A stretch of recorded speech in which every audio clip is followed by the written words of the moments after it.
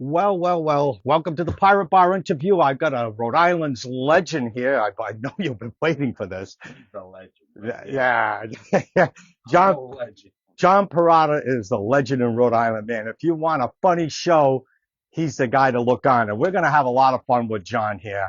And it's going to be light, it's going to be funny, and we're going to hope you enjoy it. I'm going to see how it's streaming here on Facebook so I can watch some of the comments because I'm in horizontal mode. That doesn't mean in the bedroom. There I Looking good, Steve. am. Looking good.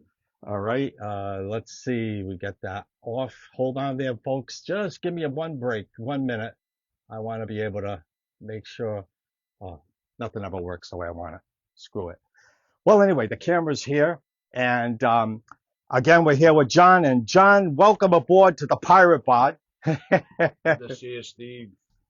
Appreciate all you've done for the comedy in Rhode Island, running the open mics, Oh, and being you brought that up, in case anybody, John Perrotta gave me this. me and Mike Cronin. That You was and our Mike idea. Cronin showed up at one of our mics at Napolitano's Brooklyn Pizza, which is tomorrow. And I got this award, and it says you are the heart and soul of John Perrotta's Comedy Factory and have been the director of our open mic comedy division for many years. We appreciate all you have done through the years to help both the new and veteran comedian. No one works harder than you. We all work hard in this business, but I thank you, John. We do. This meant a lot to You've done me. a lot. You're the big reason why the comedy factory's been successful overall the past bunch of years. Oh, You coming along and helping me with a lot of the shows, the open mics, oh helping yeah. out new talent. You found comedians like the Prince of Mystery, Andy, and on and on. How many you And how found? about Pat O'Neill, Like who's Monica on all Redding. Pat O'Neill, who's on Leo. Pat O'Neill is on Kill Tony everywhere. Came to our open mic in Napolitano, Brooklyn Beach, not Brooklyn Beach, at Jake and Johnny's Lounge then. Same owner, but he sold that. And now he's Yeah, I wish bouncing. Pat the best. He's doing phenomenal. God E- bless him. Even Matt Bright Matt Bryce, Matt Bright. right. Matt Wright came to our open mic there, and what a nice guy he Yeah, was too. You called me. I was on the way from a gig. You said stop in. Matt Wright was here, so I went in and met him. He's a nice guy. Right, a nice guy, and he showed up. I said, "Hey, you want me to pull you up on the list?" He says, "No, leave me where I am." I said, "I'll give you extra time." He says, "Nope, leave me where I am." We gave him extra time, but he was funny. He was the most reachable, nicest person. Nice guy. You would have thought he would have said, "Keep away from me, I'm famous." So not that kind of guy. Really nice. But anyway, this is about John Perrotta, and I want to I'm ask. drinking a Diet Coke and I got a nice coffee. And I got a drink in the car too. I got a Powerade. I drink like multiple drinks, but I don't drink alcohol anymore. No, So he's you've been sober for how long? February be 10 years. 10 years. It's the longest I've. A lot of stories in the book. Stevie's got some stories. Because I was also a recovering compulsive gambler. One night I was in there gambling, and Stevie came into the Twin River and pulled me out of the casino. So he's not only saved me in comedy, he saved me some money too that night. Pulled Well, me out of it. I have friends that work there, and I pre-warned them, and well before that he ever showed up, I said, if this guy ever shows up here, I don't care how you put it in the system, you let me know and let me know where. And he did. I got a call, and I went down to Twin River. I knew where to find you. Go, what are you doing here? Steve, come with me. I We gotta said, get out of I here. put your last dollar in. We're out of I here haven't right now. gambled almost 10 years now too. That, No gambling, no drinking, little minor cocaine problem, no cocaine. 10 years in February, 10 years. So I've come a long way. well, if you ever go to Disney, they'll call it a white powder alert. You know, that means that not that someone's doing coke in the park. It means that somebody threw cremains in the the haunted mansion. True story. But anyway, we're a bunch of sick people in this business. But anyway, John, many people probably want to know how the hell did you get started in this business? In What, comedy, yeah, what was the start? I had a lot of. When I was in the Navy, I was always a class clown. But when I was in the Navy, there was a guy. We had like a yearbook almost kind of at my school for radar. I was a radar operator. I went to school. There was this kid. I forget his name was Schwartz, his last name, and he wrote out like he told me, he said, "You gotta try stand up comedy. You're funny." And I always remembered that. And then it was kind of funny. I was in a rehab for the alcohol and everything, and I was in a rehab in '83, and they had a talent night. So I said, I'm gonna do comedy. And so I wrote a little skit, put it together about the facility I was at, which was Edgeville Newport. And At I Joe and I and I Newport. got up and I did really, really good. I got a lot of laughs. I wish I had that on tape. No Got a wonder lot of why. laughs, and then I went to Periwinkle's Comedy Club and I did really well. And then Terry was with me, my second and third wife, and I went to Periwinkle's. Second, you And collect wives. yes, I collect words. So we wound up. I bombed the second or third time on stage, so I stopped Yeah, you for told me eight that years. I story. walked away for 8 years, and then in 1991, where it really started, I went to the Comedy Connection, and there was a comedian from Boston, Jonathan Katz, who was a real. He had a show, a cartoon show, Dr. Katz on Comedy Central. Really funny guy. I'm watching him, and I'm sitting there laughing. I'm thinking to myself, I got to try this one more time. I get the bug by going to that show, and my wife's friend had won free tickets, so I wound up taking Frank O'Donnell out of comedy class. I took the class. Frank That was O'Donnell. 6 weeks or whatever it was. And at the end of the class, you got on stage. So I credit, Frank O'Donnell helped me at the beginning there at Charlie Hall. And I took the class, and then I've been doing it ever since, 35 years. Yeah, and you kind of like change your act, right? When you first started was just telling regular jokes, When I and first now, started, I actually did a lot of, I had a bag. I did a lot of props. I did, back then you could do it. I did a lot of political comedy, like about Claiborne Pell and oh, Clinton and this one and Monica Lewinsky, all the stuff that was going on, Joe Monaco. I did a lot of like local and political stuff, and you could do it back then. local works all the time. Yeah, and it just but then I had a lot of ups and downs. Really do really good, not so good, good, not so good, not so good, and I realized you got to stick with it to get consistently better. You can't give up. No, So this time I didn't give up. I stuck with it, and I consistently got. I think I got a little better as I went along, and then I got into the crowd work, which works for me. yeah, Doesn't work that's for amazing the everybody. way you do that. The crowd work worked for me, but I had to do it a little bit at a time. I would do a bachelor party, tell a couple of jokes, and they were looking at me. They didn't want to hear jokes, and then I'd bust a couple of guys up, and I would listen to them. They'd record it later. I'd listen, and I had no laughs on some of the jokes, but I had bigger laughs on the crowd work. So I knew that's the way I got to go. But how do I do it? I didn't. I had to keep doing. And back then there was a lot of bachelor parties in the '90s. Oh yeah, my God, They don't yeah. do as many now. I did pick up one in September, but I don't get many. But back then there was two, three, four a week. There were tons of them, and they would have a comedian. Or we get like me, Eddie Galvin, and two or three of us, Dave DiLorenzo, and we do like 10 minutes apiece, make a few bucks. We were new, but Eddie had been doing it a while, but I was new, and it just worked out. It worked out. It worked out. Well, and in the crowd, I always get amazed if you ever see John do crowd work. Like he could have the worst day in the world, and then he gets up on that stage and he'll snap into comedy. It's all we all do. Whatever pain we may have, maybe surgery or whatever, we get up on stage, we forget it because of a job. We have to kind of make crowd laugh. But when he gets up there, the thing that amazes me when you do crowd work, John, is you'll have everybody. It will be like your blackjack table. All the people, you're the dealer, and you kind of see all the people. He'll pick on these ladies who say whatever. I don't want to give your jokes away. He'll pick on them. They'll pick on these people. And then when he remembers it, he'll come back and say, "Hey, wait a minute. Do you know this one?" And he'll go back and forth like he'll remember. I kind of tie it in a lot of times, and I remember somehow a lot of times, most of the time, I remember the names. So you're Yeah. Steve, this is Mary, this is Lou, and I tie it all together, and I remember all the names. Like I don't know how I don't know how you do it. I don't know how I do that. This past show we did at the pub, you had me cracking up. We had what was it, Jeannie? Who's that? What's the girl that lesbian comic? She calls herself. Gene Roberts. Yeah, well, no, the one we had on the show at the pub just recently. Was it not Robinson? Was it? It was somebody else. Oh, gee, I gotta. That's what it is when you get old. Well, anyway, she did all these lesbian jokes. It was a lot of fun. She's funny as all hell. Gets on the chair, puts her legs in the air, does everything. Then you came up and you saw three women sitting in front of you, and they looked like they're survivors of the Titanic, but they were funny. He said, "What do you do?" And the lady said, I was a front end manager at Stop and Shop. He says, "Oh, front end, is that something to do with the past comedian we just had on the front?" You know what I'm saying? Oh, you had me laughing my eyes. Said, "Wow!" It's just amazing because you'll remember that, and you go after and you bring them into a table.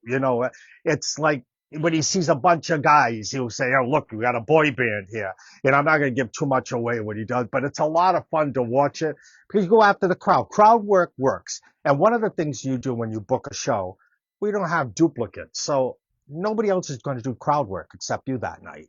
You Maybe, we might pick a little bit. sometimes I'm in a show. I was in a show the other night with somebody. They did a lot of crowd work, but sometimes Your crowd work's different. usually there's one person does like rock and roll, so he does the music, the Prince does magic. You do your thing, I do my thing. It's kind of we have a variety. Christina Thomas, she said. Christina Thomas, That's what it she's was. the Mike bomb. Cronin said it. Mike Cronin's on watching. He's one of us too. Christina's the bomb. Great Oh yeah, person. it was that was a lot of fun. And but anyway, that so this was something this isn't something you always wanted to do, right? This is like it didn't pop in your head. You didn't Oh, wake look, up one morning and say, "I want to do comedy." You like you had said at the beginning. yeah, You were the class clown or I was something? always the class Me clown, too. always getting in trouble, always making the kids laugh at school. But I didn't ever think back then, well, I'm gonna try to do comedy. It's hard to do You, comedy. It's hard. It takes time. one of the things I found out. All right, so you were a prison guy for how many years? I call it prison guard, but the guys at work they call it correctional officer. So if you say prison guard, the correct term, politically correct, is correctional officer. Correctional So all my officer. buddies out there that work at the prison, correctional officer. He corrected I'm not me. so No pun intended. I'm fine with it, whatever anybody wants to call it. I worked in a prison, but they call it correctional And I officer. mean that's a When tough. I started, it was prison guard. All Then right. it became correctional officer. That's like a garbage collector became a sanitation engineer. Yeah, they changed the name. You're doing the same job, but they changed the I was a dental technician, and then he said you're a dental technologist. So name. everything has its way. When you're a comic, you're a comic. But one of the things I ever noticed, and you probably will say this too. I owned a dental lab, and I'm an artist, and he's did correctional officer, and he was in the I had a Navy. ton Got of dental work done. yes, I've had about 50 root canals. I've had 6 or 8 uh, oh implants. yeah, I had that's what I bridges. did was I've had implants. tons and tons of work done dental. And John would call me up, brother. What's I going on here? My teeth. What am I gonna do? Any got suggestions? I got bad Then luck. you did had a bad root canal once, and I said, you sounds like you need to get to a hospital, because that's not right. And he did. You went to the hospital and they had to give you intravenous or Yeah, something. I did. Yeah, That's that's right. because it was just a bad root canal. It just maybe there was a root left in. But anyway, when I talk dentistry, but where I was going with all this is, I tell people I owned a dental lab and I did all this, and I was saying I do stand-up comedy. They don't give a rat's ass about anything you did. They're only interested in comedy. Like that, there's a comic in California who's a judge. I don't think he had to give up being up a judge because he did comedy, did very well. But he always used to say the same thing. Nobody was interested in the fact I was a judge. Hey, how was it like being a judge? But when they hear you're a comic, it's like that's the only thing they're interested in. Yeah. You could be a People are PhD, interested in that. Yeah, they're and interested then in they that. tell you, give me a joke. Yeah. Like you feel like giving a joke. Anyway, a question I have to ask, and I think you might have touched on it a little bit. Now, what's the downside of what do you see as the downside of this industry, and how did you bounce back? You said that you got out of it 7 years because you had a bad set. Would you consider that the downside, or is there? Well, I didn't know enough really about, like in other words, anything you do, you gotta do it a while to get good at it. Just like you did dental work, you didn't start out being an expert. You had to work at it. Took a long And years. the comedy's the same way. But I wasn't. When I saw the first time I did really well, and I bombed twice in '83, I said, "This is hard." Oh And yeah. I walked away like I'm not gonna go up there and make a fool of myself. This is hard, and it's No, hard, nobody and it's realizes how hard it is, hard, John. and it takes time, and you got to be willing to put the time in. And the first time around, I wasn't willing to put the time in. I was like, forget it. And then Frank O'Donnell's class, we had a book by Judy Carter. I think it's called something about stand up comedy. Judy Carter is the book, and I read that book, and there was one thing in that book. It said you got to keep getting up to get better. You can't give up. And then I get that in my head. I realized, okay, if I want to get, I like doing this. I like when I hear a laugh that makes you feel good, kind of like a natural high, but I got to keep at this to get better. I realized then, the second time around, 8 years later, that if I wanted to get good at this, I have to keep getting up. And that's why I started hitting open mics. I used to go to the El Torito in Norwood, Mass, and all over the place. I That used to was go all over the that was one of my ottle questions. How important are those open place. mics? Very important. I kept getting up and kept getting up and kept getting up. And And it's I call it like the farm team. It's like the Paw Sox were no longer the Paw Sox. We kind of gave that up, and it's like the Paw Sox or the Providence Bruins. You got to start somewhere. Though, and me as the person for you, I run these open mics for you. My eyes and ears are open, and it's like I want to see people doing the hard work. If you're doing the hard work and you're coming to the mics and you're improving on your set, the advice you probably can give to a comic is, what's your advice you would give to a comic practicing their material, or which direction their material goes? What advice would you give them? what I learned now, when I started, I used to swear a lot. And now, as I've Everybody been doing it, does. as I got into doing more and more, I started realizing I call it in the middle. If I can stay in the middle, I get more work. So if I'm in the middle and you call me and we've done them church fundraisers, I Oh got a yeah, church fundraiser, I can go do that and clean it up. If I got to go do Joe's bachelor party, I can go get a little off color, or I stay in the middle and I try not to swear anymore, unless I'm at a certain gig where it gets wild. But I try to avoid too much swearing. A little bit, a you little know, F-bomb here and there, yeah, but but as long as I have a I try purpose. not to swear too much, and I find I get more work that way because I'm not labeled as dirty comic. If you're labeled Well, yeah, dirty once you get comic, labeled. it's hard because they won't use you for certain gigs. They're gonna say this guy's too dirty. I can't put him here. I can't put him there. You don't want to be labeled. You want to be able to do. You can work dirty, but you want to have a clean set too. So okay, I can use you. You're gonna do a clean set. I can use you in this dinner show. If you're dirty and you get that label, then you're gonna have other comics. They may have a show and they're not gonna. I can't put this guy because he's too dirty. So you don't want to get that label. No, you definitely don't. And I tell the comics when they come to the open mics, John, they'll always come up to me and say, "Why I want to get booked." It's like, and I'll say, "Look, I've only heard you do this. Who's eating who's biting this one, it gets too dirty even to talk about here on this, and I don't want to do it." And I tell them, if you have 5 minutes of dirty, try to have 5 minutes of clean. If you have 10 minutes, then have 10 minutes. Because when I go do a show, he books me a show. Sometimes we don't know the room. And I walk in, I have in my mind all the stuff I'm going to do. And then John goes to me, Stevie, got a news for you. We can't. The owner said no swearing, none. We worked a few joints like that. And I'll say, okay, but I'm never caught off guard. Imagine now you were ready to do a set, right? Yeah. You get in, you tell the comic, I got you in the shot. And by the way, you can't do that bit. You can't like the Wizard of Oz. I'll do that. And John will say to me, no Wizard of Oz today. And I'll say, fine, because you got to have a lot of material. If you've got 20 minutes, you're given 20 minutes.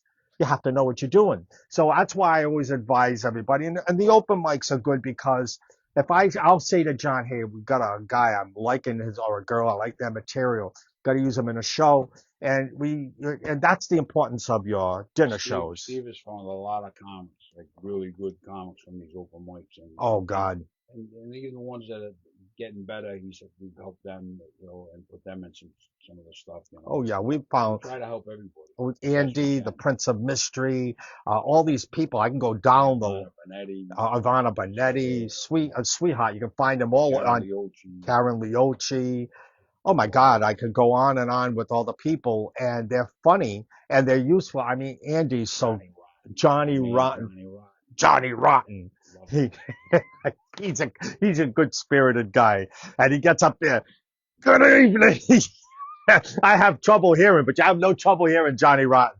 Uh, It is a funny, funny thing. So yeah, it's important about the open mics, and I use them as a farm team, and it's a place to practice. I the mean, open mic, I tell you, I was doing it a couple of months when I came back.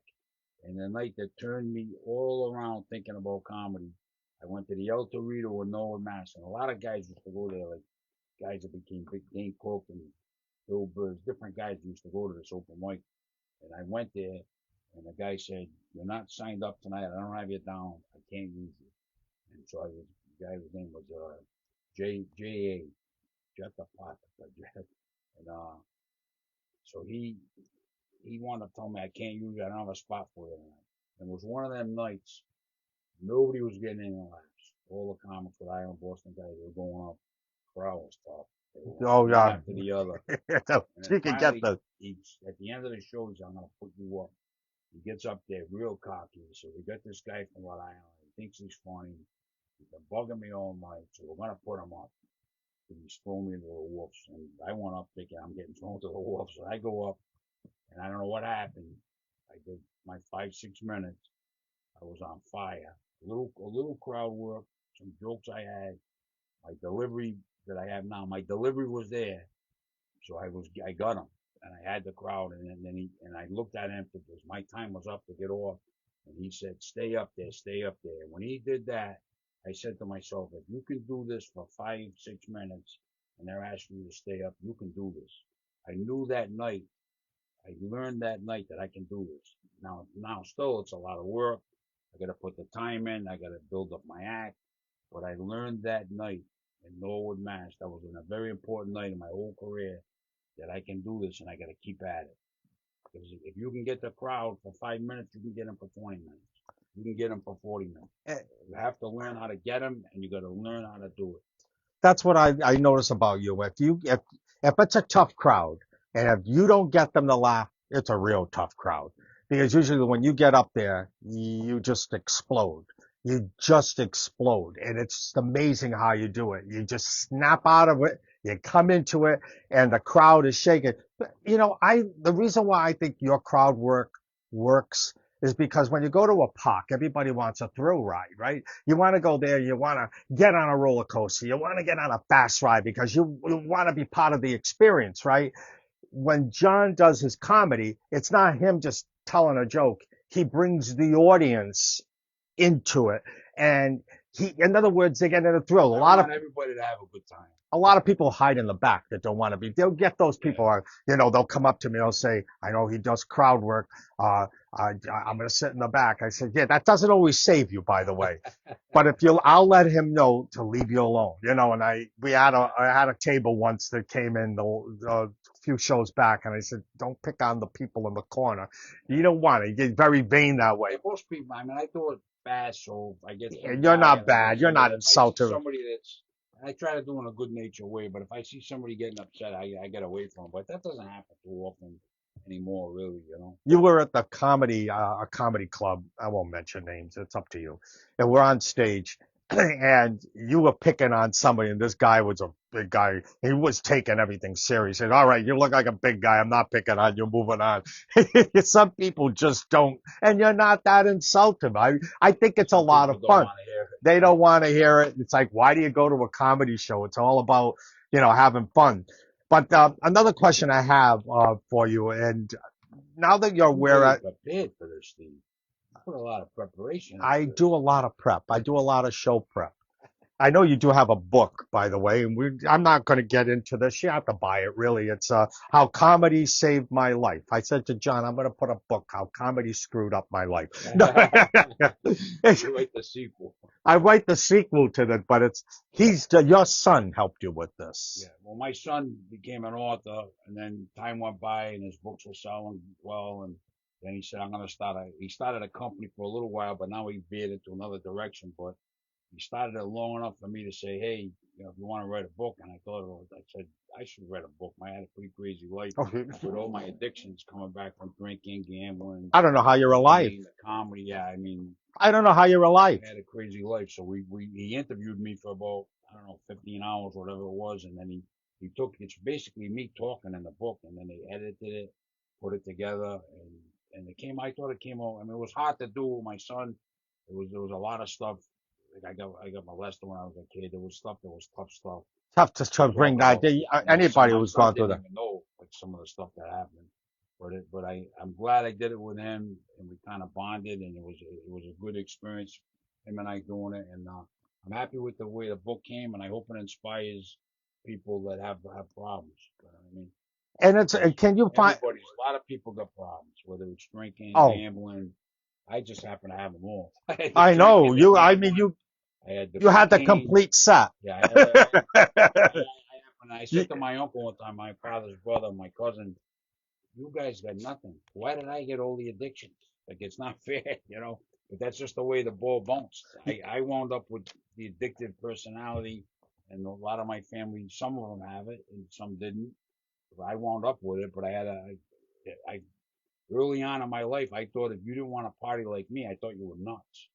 And then now my whole thinking has changed, and I realized I was the nut. I was the nut. It's okay to party if you want to party. I'm not knocking that. and I, But for me, I can't party in moderation, so I can't party at all. oh no, Yeah, I get it. I mean, that's me. and I've known you. I got started in comedy when your wife was getting her lung transplant, then your ex-wife, and now your wife again. Yeah, She was getting a full lung transplant, and you were in Ohio and put me at the comedy club in East Providence, Comedy Connection. yeah. And I'll never forget that. And you said you recognized my voice. He said, your voice is familiar. You're the tooth fairy on the radio. Because I had the dental lab and they used to call in, and Used to that's how call Buddy Cianci Buddy all the time. Cianci, Sherm Schookhauser gave me that name. But Yeah, I remember him. Sherm, and I got to meet him. One of the nicest people I've ever met in radio. Very smart. He was very good. Brown graduate. But he always used to say, never confuse an education with intelligence. He was a really smart guy. We got to talk. He was a real big guy. Remember how he was bigger. One time he was on the radio. My father called me up. I guess they gave a secret word like in the morning. Yes. And my father got the word, whatever the word was, and then he called me up. He says, they got it on the radio now. You're going to be the 63rd caller. You win $1,000 if you say this word. What's the odds of this going to happen? I never won gambling, right? So I'm going to try. So I'm dialing the, The PRO number. Yep. yeah, I'm pressing it, redial, pressing it, redial. And all of a sudden I'm ready to hang up and dial again. And all of a sudden I hear, you're the 63rd caller. I swear to God, this is like early 80s. 63rd caller. Do you know what the secret word, whatever it was? I said, yeah. I said the word, got $1,000. I went to the radio station, picked up $1,000 check. I gave my father like half, and I paid the tax on it, but I wanted to take care of him. I gave him half, Wow. but I never win as a gambler. I always lost. You're not made for That was winners. one time I won. Yeah. It was kind of exciting. Me and my father doing that, you know. It But Sherm Strickhauser was on his show. it was him. I mean, I miss those guys. I It mean, was Jack Com Jack Cumley. Jack Cumley was the He first. was good. I was a young boy. He was the first talk show I have ever called. I was a very young boy. Jack Cumley was really a nice guy. He passed, and then Sherm Chuck really came in his shadow. Did you And know Dave Kane? Dave Kane Yeah, he did a. I like Dave. I and go on a show sometimes. He's Dave got a Kane. show in Attleboro.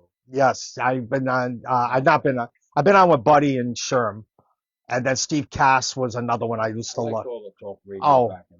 but it's changed. I mean, I don't listen to it much. I'm listening to more, music and other things I'm interested in, and I just don't would listen too much. Not the But same as it used to be. no, no, Like it when isn't. Buddy was on and Trent Strickhauser, it was, and Steve White. Oh my God, Steve He White. had an access cable show, I Steve rem White's teleplay, but he had an access cable show. He had me on.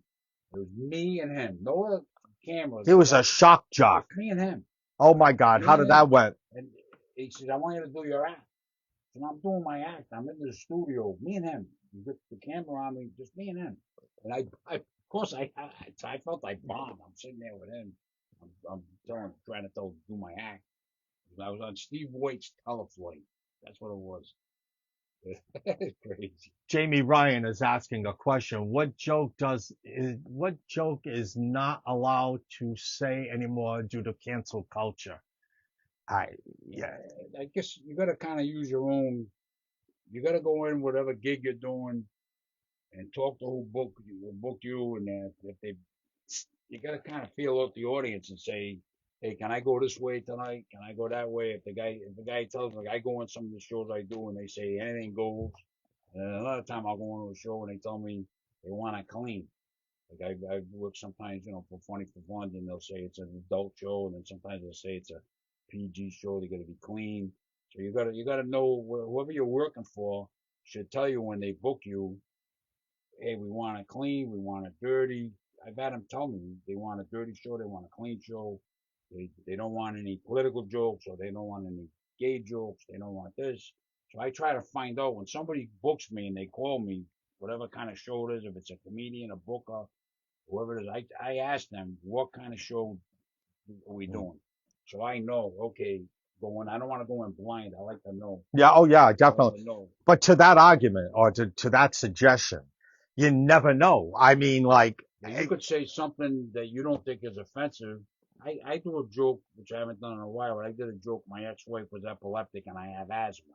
So I do yeah, this joke. that's a good joke. You always get a lot of And I laugh. had a guy come up to me years ago. I did this joke. He come up to me. He says, "You were funny, but I'm offended." I said, "Why? What did I offend you? What did I say?" He said, "My daughter is epileptic." So obviously, bad. His daughter gets these epileptic seizures. I had to, believe it or not, I went home my lunch break one time years ago. My beagle's in the, and all of a sudden he's in the corner, and I thought he's dying. The dog's dying. I called my boss. I said, I can't come back to work. I got to take my dog to the work animal hospital. He's having a heart attack. I get him in the car, and all of a sudden he's fine. I get there, I find out I got an epileptic beagle. So now I'm putting the beagle on medication. And then a couple of years later, he started going wacky, and he started biting people. It was so sad. He was epileptic, so I understand you can get, but the guy was offended because I did an epileptic joke. So I mean, you don't know what you're gonna say. You might say something that you think is totally appropriate. There's gonna be one guy or one lady in the back of the room that's gonna come up to you after the show, and I'm offended because you did this. So there's no right or wrong answer to that. Well, I think a You good know what I mean? example to that, and Pat O'Neill got started with it in the state of Rhode Island. And we could say this isn't allowed, that isn't allowed, but look where he is. And he I told pushes Pat. all buttons and flips all Yeah, switches. I told Pat. I said this. I do the dinner shows. We get an older crowd. That bit is offensive. He goes on Kill Tony, and now he's on Madison Square Garden. So who the hell am I to know? You, Steve, we don't know. We don't I mean, know. Pat O'Neill blew up. God bless him. I know, guy. But I watch him. He comes on my feed, hot ticket. He does that thing like he's always had hey, being folks, electrocuted. He does a thing about the Jews. It's like, oh my God, I can't imagine trying that at a dinner show locally. But you know what? I give him credit. He stuck with what he believed in. and it's working. For him, he believed in this is the way he's gonna go, and the kid's becoming famous, and I think that's phenomenal. And that's So, why I bring that do up. I want that kind of act? Like me, I personally keep it more PG, a little off color, a little R-rated PG, but I don't do shock comedy. Pat does like some shock stuff, and that's what it And he's worked getting for the him. laughs. He's getting the laughs. He's It, at Madison Square Garden. He it was there worked. It twice. worked for him. So it's working. So to answer your question, Jamie, you don't know, but when he runs a show, he knows the venue, and there's that restaurant in Smithfield, not Smith, We do Bella's, Bella Restaurant and he in wants Barlow. He doesn't want any swearing. at all So zero. yeah, so yeah, He, that's just the way that's the guy. He books the show and he says, "I want a clean show," so we gotta give him a clean show, you just or you don't. don't do it. Oh, you don't. They don't You do it. don't think you can do it, so I have to get clean comics for that venue, and that's the way it is. You know, It's really it's a good question, Jamie. But again, it's um, hard to say, it really. really is because it's venue. It's like real estate, location, So you location, might say one location. joke one place, and it's Uh, no problem. And you might no, go say the joke across the street, now you got a problem. well, Mike is up here. That's happened with me. Yeah, Like I'll be doing my airport thing, and one of the bits that I pull out when I think it's a bad thing is I'll say, what's the code for the Providence Airport? We're located in Warwick, Rhode Island. I said PVD, people voting Democrat. Then you got a room that they'll think that's an insult, and I have to bounce back and say, I don't care how you vote. So I said, you know what? I even asked a good comic we work a lot with, the owner former owner of the Comedy Hall of Fame, which you're in. Uh, and Rock and Joe said, yeah, he said that could twist people. So I try to take that out, unless it's something as simple as that. You could Yeah, lose you said, people. Jamie, it's hard to say. Like, you could say something 10 places and it'd be fine. And one place, like, I had the guy come up, my daughter's epileptic. He was upset. Yeah, that's it. And I felt bad, but it's a joke I do. I didn't mean to offend you, you know what I mean? But it's very hard not to offend somebody when you do comedy. Even if you're having a clean set, you may say something that offensive. That's just the way. That's part of the business, unfortunately. But I You, wish we could all go up all the time and never offend anybody. But I that's know. not the way it is. And I don't think that's I remember the thing like he wasn't a comedian, Frank Sinatra, who would fill the stadium, would fill the former Civic Center, then the Dunk, and then the Amica Center, whatever it is today. But he would always say, "I can fill that room," and he says, "If I can please 75% of the people, I had a good day." Because you're always going to get bad reviews. You're always going to get people who say, maybe you should have retired a long time ago or whatever. And you just don't know. And in comedy, it's the same way. What brings me down to a question that now that we're this stage, not the end stage life, but what do you see your future going here now? What's the mission? What's the next mountain? What do you I'm want to? 68 years old, And I'm man. If 70. you told me you're 70, if you told me back when I started at 33, I'd still be doing comedy at 68, I probably wouldn't have believed it. I would have said I'm gonna stop at some point. But I love doing it. It's a natural. When you get up there and you get a room full of people laughing, It's infectious.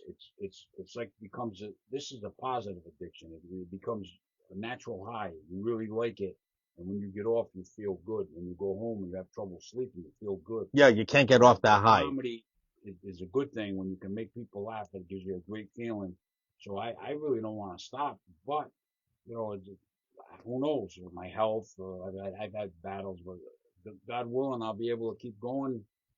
You know, Rickles, he went to what, 90, Oh my in his God, he used to 90s. do comedy sitting down Henry in a chair at Youngman, the end. Rodney was in his 80s. I mean, so I really don't. It's not like you're doing construction, so you really Right. don't have to stop unless you have Sinbad had a couple of bad strokes or whatever, and now I see he's coming back. He has a little trouble talking, and I saw a video, but now he's got a residency once a month at the Ice Palace in California.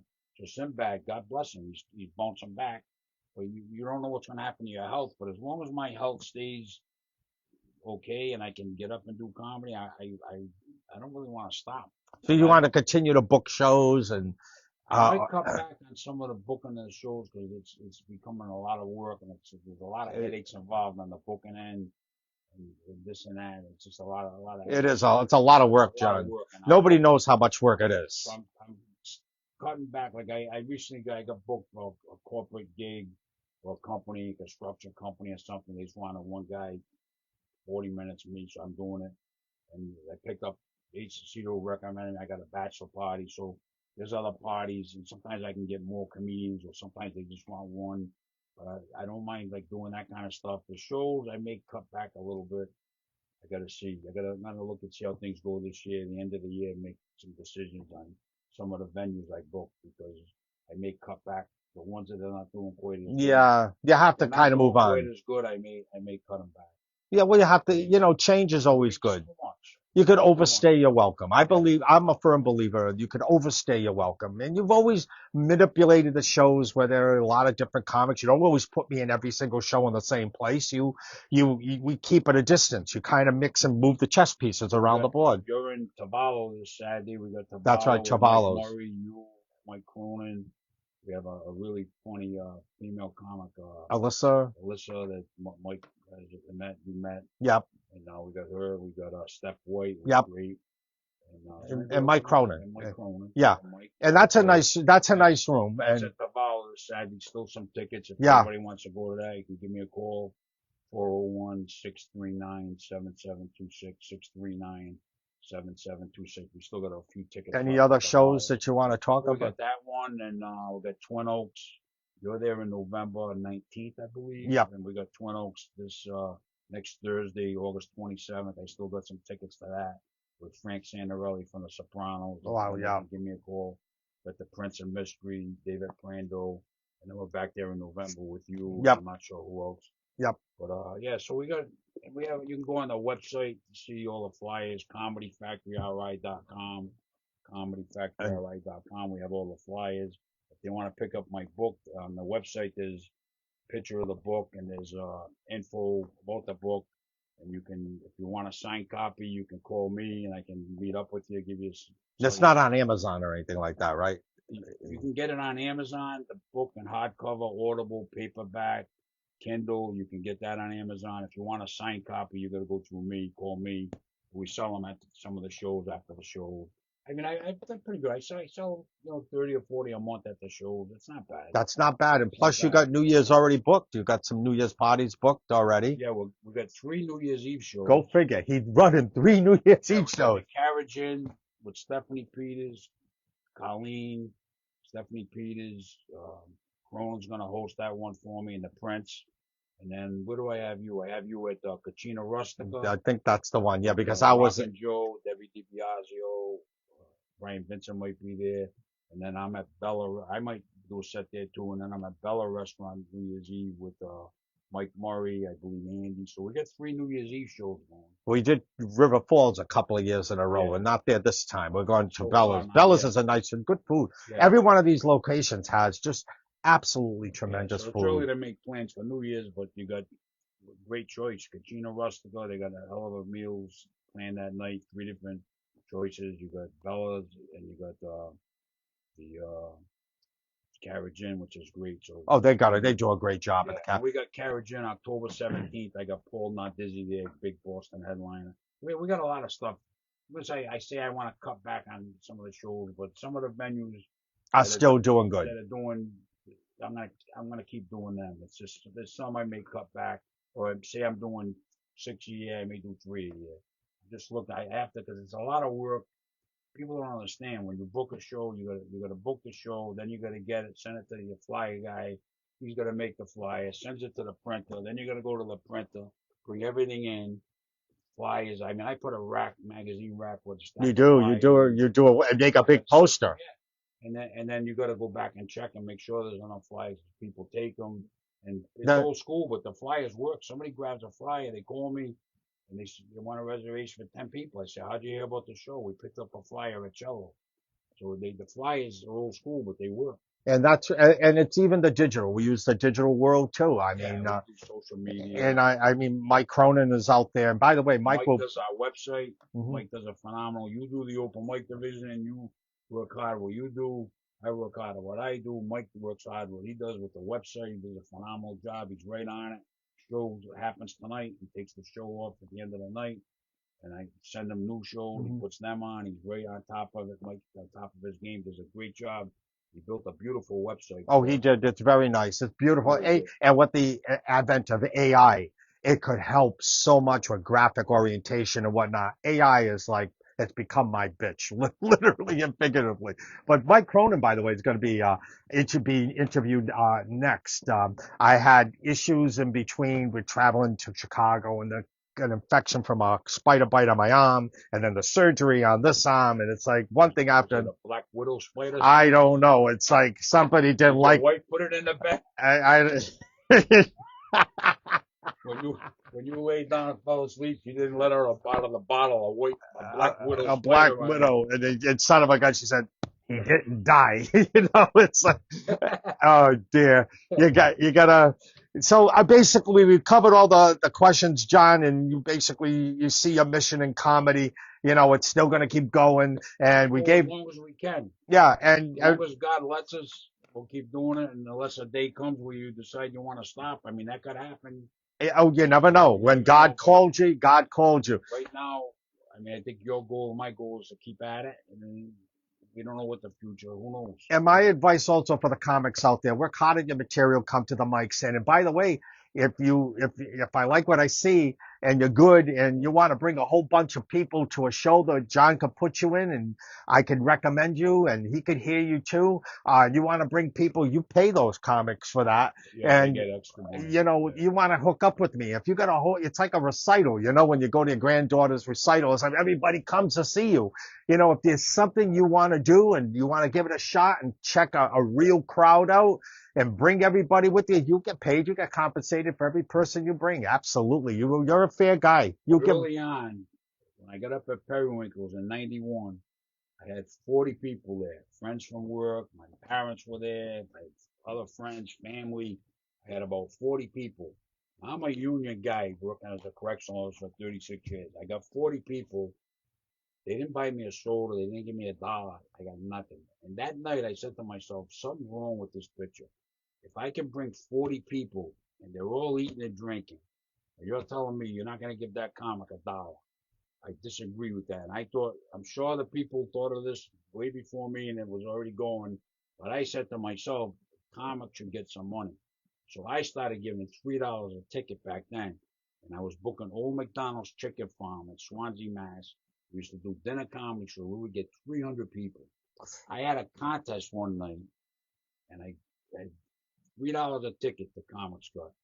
I don't know if it was the contest or a regular show because I had Bill Burr was there. We had Ed the You Machine gave him the McGee, start. Tom Card. I helped him. Yeah. We started together, but there was some big comics that came. We were there a couple of years. We had a lot of Bob Marley from Maine, or Steve Shortall, who went by Steve Shorts, a good friend of mine. I haven't seen him in a while. He showed up. He brought 151 people at $3 a ticket. He walked away with over $450.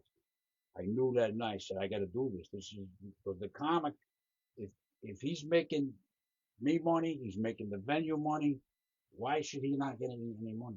I totally disagree with anybody that doesn't agree with that system because I agree with you on can that. add a couple of comics to the show, and they bring 10 people, 5 people, 150 people.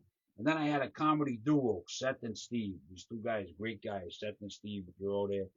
They both worked in retail. They know a ton of people. Had them at the Seacon Cremona, and the comedy duo sold 200 tickets. They got $5 a Wow. ticket. They made 500 each. Do you know So, Patty Rose? Somebody wants to know. Patty Rose. Patty Ross. Patty Ross. Yeah. I worked with Patty Ross. I worked with Patty. She's great, hilarious. She was in the Farley Brothers movie when they made the Three Stooges movie. And I got a lot of respect for Patty. I worked with her quite a few times a bunch of years ago. I haven't seen her in a while, but she's Boston comic. She's Yeah. very, very funny. Matt Mikel, Miscl, Perrotta, he says with exclamation marks. He must know you or something. But it's always we had a good time. Look, Is it Matt Mishi? yes, that's it. Mishi, Matt Mishi. You know him? Matt, good guy. You know him? Boy, he books Nick's Comedy Stop. Oh, He books a lot of different. He books Skippies. I went out to the Cape for him. He's a really good guy. all right. See, Matt, you're the man. we have a Give lot. me some work. I get you some work. Yeah, That's like how it works. it's like an Italian palm Sunday. You give me the palm, I give you the palm. That's how it goes. You know, hey, thank you very much. Here's a palm for you, a palm for me. I love it. Steve, I always enjoy hanging with you. We always have a lot of laughs. We've had our differences here and there, but that's because I got a thick head, so I don't get into certain things with you. You don't get into certain things with me. But you're one of my dearest friends, and I would do anything for you. You know that, Steve. Anything for you or your family. I know I that. know you would for me too, and you're a great guy. And so we've had our differences, but we always. But John and I we always got our back with each other and worked it out. You saved me. You got me out of the casino that night, and I appreciate that what you did. One of the things I've always said, we set a good example, John and I. Steve, we worked with Matt at 579. All right. That's what he said. Yeah, you worked with at 579. Yeah. Matt was there that night. You met him. Yep. One of the things I was going with is we are an example of we could think differently in this world, politically or whatever.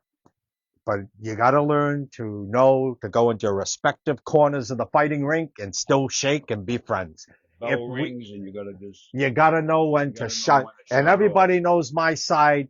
I mean, you always tell the best joke. I always laugh. He always comes after. Yeah, go ahead because I deserve it. But we don't want to talk politics. No. But Steve D'Annunzio, I always say when I go on the open mics, I say he's a diehard Republican. In 1976, he took 3 edibles and voted for Jimmy Carter.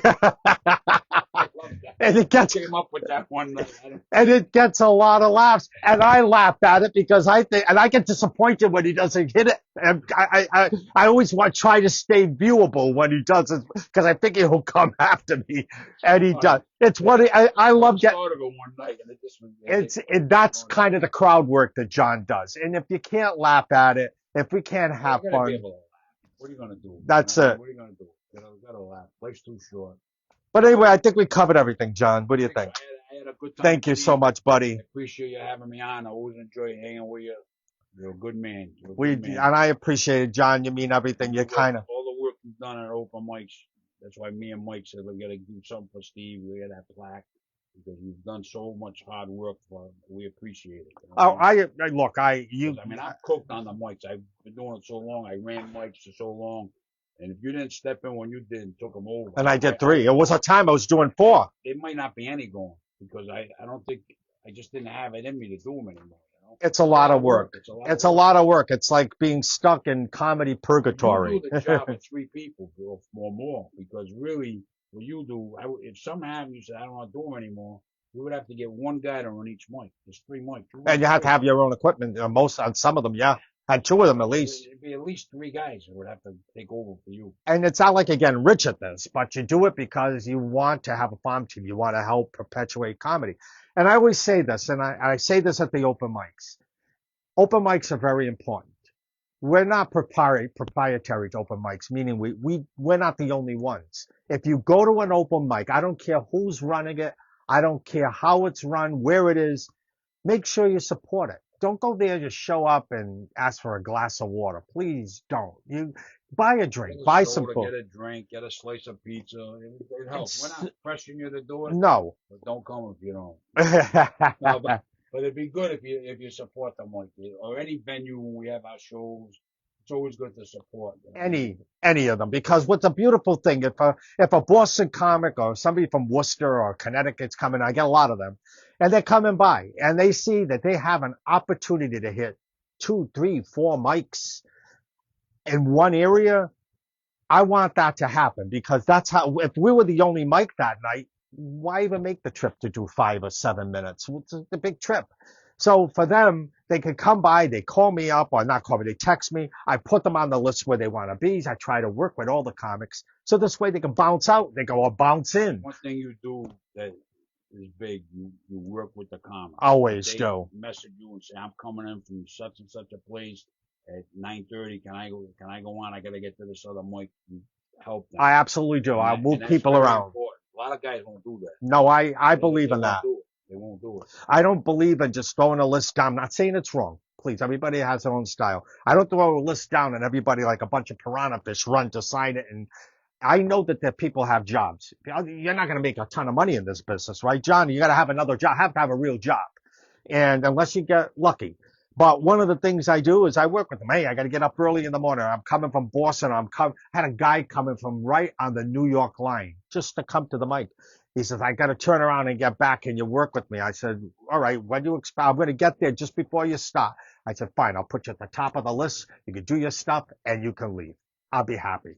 And he did that. I was so glad to That's see why him. these three mics are doing so well because you help the comics and that they like that and know you do that, and that increases the attendance at the mics. Yeah, and I get criticized from a few people on that, Yeah, but it's not most. you But gotta work with the comics. I always do, and we both do. John Yeah. and I. John will give you his last penny.